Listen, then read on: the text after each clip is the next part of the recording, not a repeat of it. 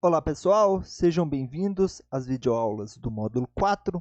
Nessa primeira aula, nós vamos falar sobre trigonometria no triângulo retângulo. Primeiramente, o que é um triângulo retângulo? Triângulo retângulo é um triângulo onde eu tenho um ângulo de 90 graus, um ângulo reto, tá bom? Então, temos aqui um triângulo retângulo. Para nós termos a trigonometria nele, nós temos que definir um outro ângulo. Pode ser qualquer um dos dois. Eu defini esse primeiro ângulo aqui e chamei ele de alfa.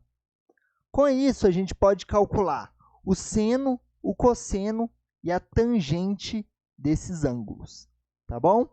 Antes disso, os lados do triângulo, nós podemos pôr nome neles.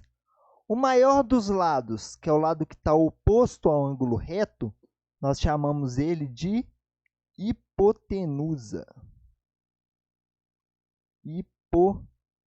Hipotenusa.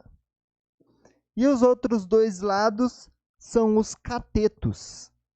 O cateto que está sobre o ângulo, a gente chama de cateto adjacente.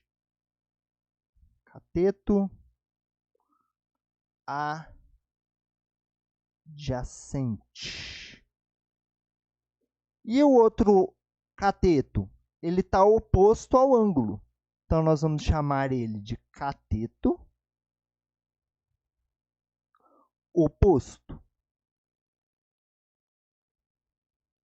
Então, dados esses três nomes aqui para os lados, nós podemos agora calcular o seno, o cosseno e a tangente do meu ângulo alfa. Então, vamos lá. O seno de alfa vai ser o cateto oposto, vou colocar aqui só as iniciais, tá bom? Dividido pela hipotenusa. O cosseno do ângulo alfa, ele vai ser o cateto adjacente dividido pela hipotenusa.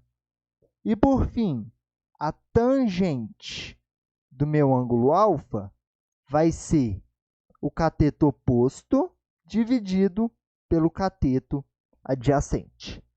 Então, essas são as três fórmulas para nós calcularmos as relações no triângulo retângulo. Um exemplo, calcule o seno, cosseno e a tangente do ângulo alfa do triângulo abaixo. Então, vamos calcular? Está pedindo para a gente calcular o seno, o cosseno e a tangente do ângulo alfa desse triângulo. O seno de alfa. Esqueci qual que é a fórmula. Vamos voltar aqui, então.